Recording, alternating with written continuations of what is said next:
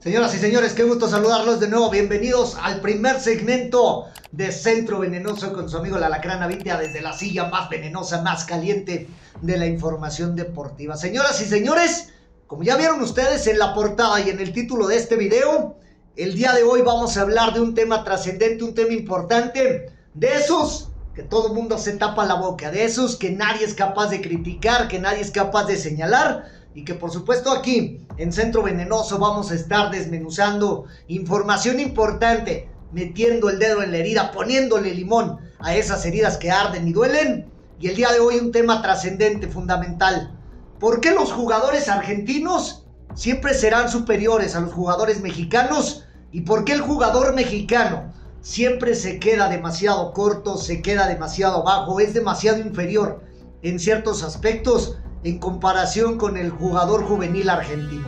Quédense conmigo en este video porque aquí les voy a demostrar y les voy a enseñar este cáncer que afecta, este cáncer que está consumiendo al fútbol mexicano y el cual hoy en día, damas y caballeros, tiene sumido al fútbol mexicano en la mediocridad, tiene sumido al fútbol mexicano en un retroceso importante que nos tiene en la puerta de uno de los fracasos más importantes siendo locales en una Copa del Mundo. Quédense conmigo en este video porque a continuación les traigo esta información. Señoras y señores, en la vida a veces son difíciles las comparaciones, a veces son dolorosas y a veces son tristes. Sin embargo, en muchas ocasiones son necesarias para señalar, para corregir y para cambiar el rumbo de algunas situaciones que no son correctas. Y de esta cuestión pareciera que los directivos, pareciera que los dueños y pareciera que los organizadores del fútbol en México no se están dando cuenta.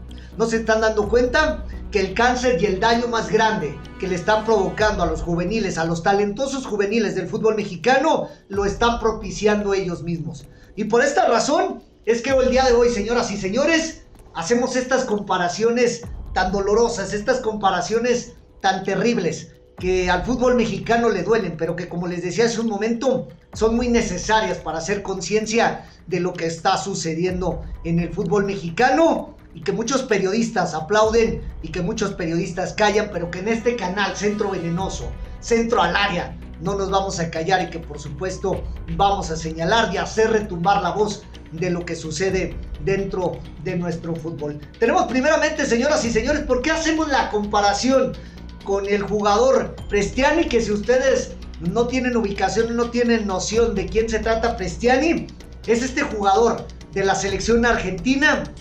el cual se burló de la selección mexicana en el Mundial Sub-20 pasado, el cual se puso a bailar como el Chavo del 8 en el vestidor con una bocina, que se empezó a reír de los mexicanos, lo cual propició que hubiera por ahí muchos memes, dimes y diretes entre la afición argentina y la afición mexicana, en lo cual en este momento, señoras y señores, dolorosamente, el juvenil argentino tiene la razón y el juvenil argentino tiene los argumentos, si quisiera, de alguna forma, de decirlo, de burlarse del fútbol mexicano. Pero la culpa no la tienen los jugadores mexicanos. La culpa la tiene el sistema de nuestro balompié, el sistema de la Liga MX, que no está permitiendo que jugadores importantes y jugadores que yo le puedo asegurar con mucho más talento que Prestiani pudieran estar también en el fútbol europeo. Y esta semana acaba de suceder uno de esos casos trascendentes e importantes en el fútbol mexicano. ¿Qué es lo que sucedió? Obed Vargas, quien está llegando proveniente del Seattle City, está llegando del Seattle Sounders, perdón, está llegando al Atlético de Madrid por la cantidad de $3 millones. Una cifra bastante baja para un equipo tan importante como el Atlético de Madrid, que le permitió al mexicano hoy formar parte de uno de los equipos más importantes de Europa. Pero aquí es donde yo les hago una pregunta. ¿Qué hubiera sucedido si Obed Vargas hubiera jugado en el Pachuca? Si Obed Vargas hubiera sido jugador del América, si Obed Vargas hubiera sido jugador de Tigres, de Cruz Azul, hubiera sido jugador de Monterrey o de algún otro equipo de nuestro fútbol. Probablemente la ficha de Obed Vargas hubiera rondado entre los 8 y los 12 millones de dólares, que prácticamente harían imposible que un jugador con este talento estuviera llegando al fútbol español. ¿Y qué tuvo que hacer Obed Vargas? Pues como se los acabo de decir, y ahí está la clave, jugar en el equipo del Seattle Sounders para poder emigrar al fútbol español y al fútbol europeo naturalmente. ¿Qué sucede con esto? Que resulta, señoras y señores, que la MLS está haciendo la puerta de entrada para que jugadores juveniles están llegando al fútbol de Europa. Por eso vemos que la selección de Estados Unidos está tan revolucionada, que la selección de Estados Unidos está llevando su fútbol a otro nivel en poco tiempo, a pesar de que parecía que el fútbol mexicano tenía mucha más ventaja sobre el fútbol de los Estados Unidos, que apenas es un deporte naciente en el vecino país del norte. ¿Qué sucedió, por ejemplo, con Elías Montiel, el jugador de los Tuzos del Pachuca? Le pusieron una cláusula de 15 millones de dólares. ¿Qué sucede con la Hormiga González? Le ponen una cláusula de 18 millones de dólares. Cuando tal vez el talento del jugador pudiéramos decir que lo vale.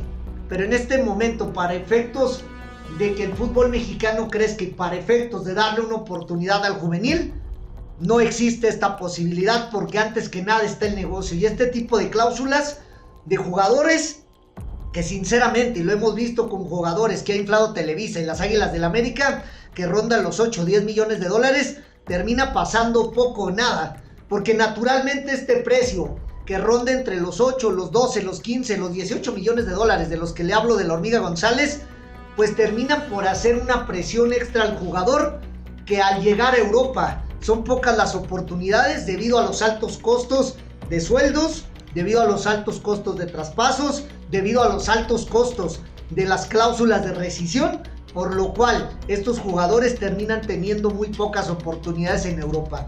Y le ponía hace un ratito el ejemplo de Prestiani, el jugador de Argentina, quien estuvo llegando al Benfica, que por cierto la semana pasada dio un partido muy importante frente al Real Madrid, que prácticamente a sus 20 años ya se está rozando en la élite del fútbol y de la Champions a un nivel muy superior, y que seguramente en unos años estaremos hablando de él como uno de los jugadores más importantes de la selección de Argentina.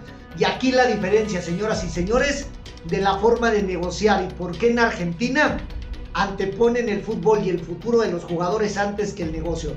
Resulta, señoras y señores, que el River Plate aceptó una oferta de préstamo de un cargo de 800,000 euros y una opción a compra de 3.5 millones de dólares por el 50% del pase de Prestiani, lo cual hoy le está dando la oportunidad al jugador juvenil argentino de posicionarse en el fútbol europeo, que el valor del jugador se eleve y que River Plate pueda recuperar gran parte de esta inversión, poniendo la mitad del dinero solamente. Y les aseguro que el Benfica, después de los partidos que ha dado Prestiani y después de lo que le vimos ante el Real Madrid, seguramente el jugador argentino estará fichando próximamente con equipos más importantes de la élite europea. Mientras tanto, señoras y señores, para nosotros el caso de Obed Vargas, que sí celebramos un mexicano en Europa, un mexicano que llega al Atlético de Madrid, que por ahí Luis García y otros periodistas señalaban que siempre son bien recibidos de esta manera, porque en Madrid se le abre la puerta a los mexicanos. Sin embargo, cabe señalar que no llegó gracias al fútbol mexicano, que no llegó gracias al apoyo de un directivo de un club mexicano, y que llegó gracias a la MLS, quien aceptó esta oferta de 3 millones de dólares.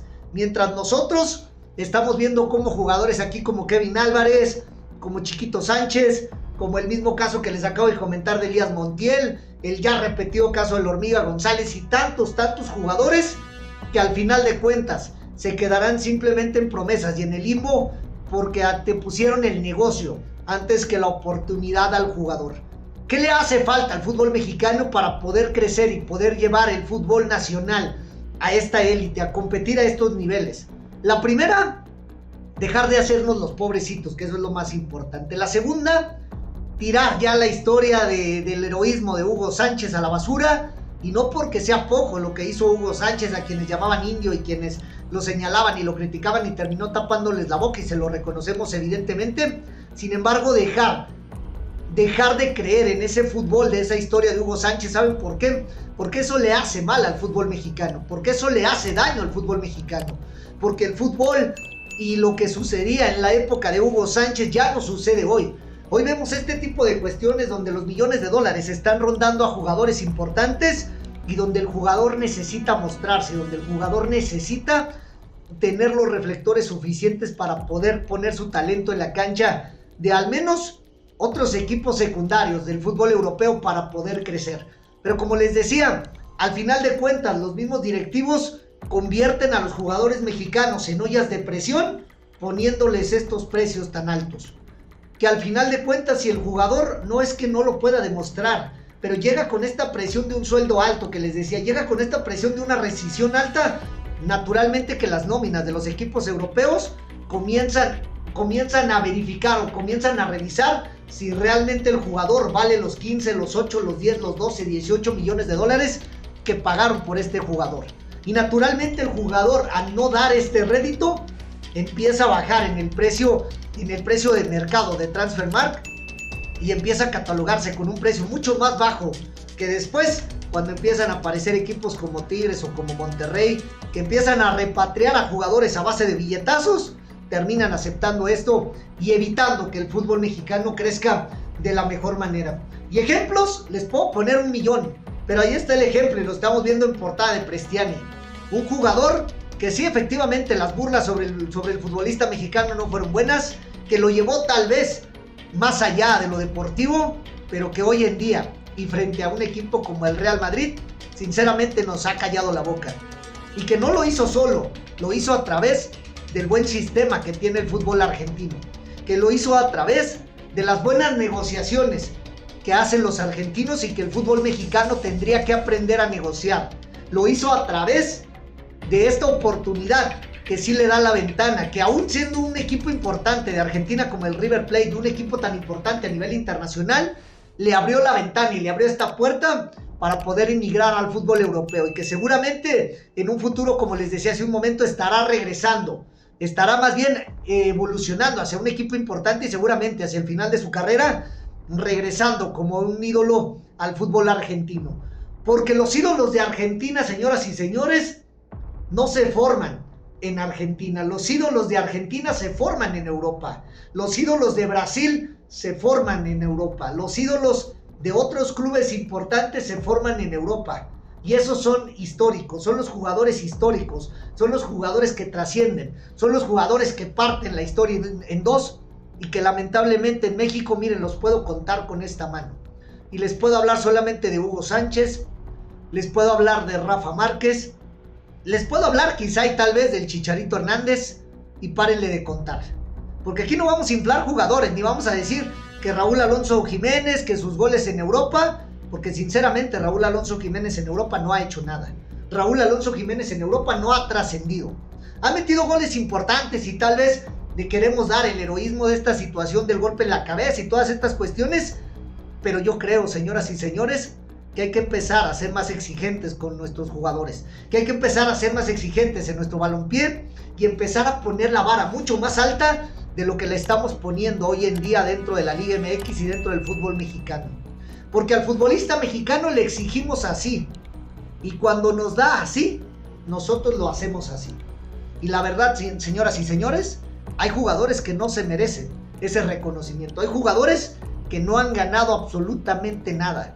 Y hay jugadores, como les puedo poner el ejemplo de Guillermo Ochoa, que a pesar de los descensos que ha tenido múltiples con diferentes equipos ya a lo largo del mundo, se le sigue reconociendo y se le puede premiar hoy en día con una posible Copa del Mundo a sus 40 años de edad y después de sendos fracasos que ha tenido el arquero nacional.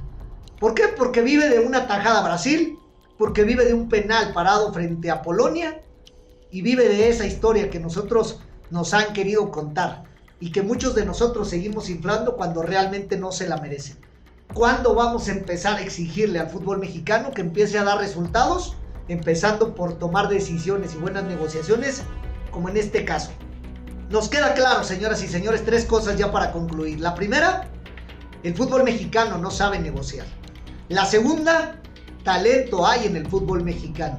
Y la tercera, al provocar la rebeldía de los jugadores, está el caso de Ralph Orquín, quien el América lo ha congelado y lo ha mandado a la sub-21 por no querer renovar y por no querer formar parte de la plantilla y esperar a que termine su contrato para poder emigrar al fútbol de Europa. Y este es uno de los casos más significativos y uno de los casos que más ejemplifica esta situación que les estoy contando.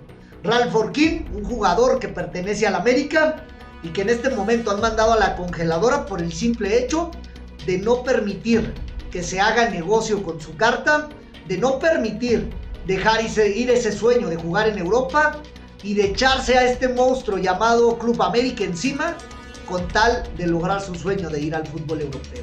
¿Cuántos jugadores podemos encontrar con esta historia? ¿Cuántos jugadores podemos encontrar con esta misma situación de Ralf Rukhin, quien ha renunciado prácticamente a la posibilidad de brillar en el fútbol mexicano porque el chico tiene talento, porque no le abrieron las oportunidades y la puerta, y hoy se ha ido a la congeladora, a las fuerzas básicas del América, con el riesgo de que quizás su sueño de llegar a la misma Liga MX se quede como se han quedado muchos otros, inclusive jugadores juveniles campeones del mundo en el fútbol mexicano? Es triste y es doloroso, y por eso nosotros, señoras y señores, en este canal les decía, metemos el dedo en la herida. Nosotros hablamos de esas cosas que se tienen que señalar y que a muchos prefieren taparse la boca para evitar algún conflicto o para evitar alguna otra situación penosa o dolorosa que sabemos en cuestiones de medios y en cuestiones de comunicación. Así que, señoras y señores, ahí están los ejemplos, ahí están los casos dolorosos, tristes, ahí están los casos que ejemplifican cómo el fútbol mexicano tiene este cáncer incurable de priorizar el negocio, de priorizar el que el jugador vaya a Europa por un alto costo, después ir con esta presión encima del costo de su contrato y que los clubes europeos los terminen regresando porque el jugador lleva esta presión innecesaria que los directivos le empiezan a sembrar al fichaje del jugador. Señoras y señores, espero que me acompañen en muchos más videos en Centro Venenoso. Mi nombre es la Alacrán Avitia, quien estará con ustedes en este nuevo canal para desmenuzar y llevarles estos temas tan importantes, porque aquí no nos callamos nada, porque aquí vamos a señalar y a criticar lo que tengamos que criticar, y aquí por supuesto vamos a juzgar y vamos a poner sobre esta mesa lo que tengamos que poner para hacer retumbar las voces y para que se reconozca y se replique la información realmente importante. Aquí no hay nada comprado, señoras y señores. Aquí no guardamos silencio. ¿Sabe por qué? Porque el silencio es para la noche y el silencio solamente es cuando uno duerme. Porque cuando es de día hay que abrir, hay que hablar y hay que abrir la boca para que nosotros podamos llevarles a ustedes, como siempre, la mejor información. Señoras y señores, los espero en la próxima, en la silla más venenosa. Ya sabe, no se tape la boca. Y por favor, espero aquí sus comentarios en la parte de abajo. Espero aquí sus aportaciones, su respectivo like y su suscripción para que juntos hagamos crecer esta plataforma donde por supuesto ustedes y yo hablemos de lo realmente importante y reconozcamos y señalemos esas cosas que tengamos que reconocer. Les mando un abrazo bien venenoso. Que tengan excelente mañana, tarde o noche. Los veo en la próxima.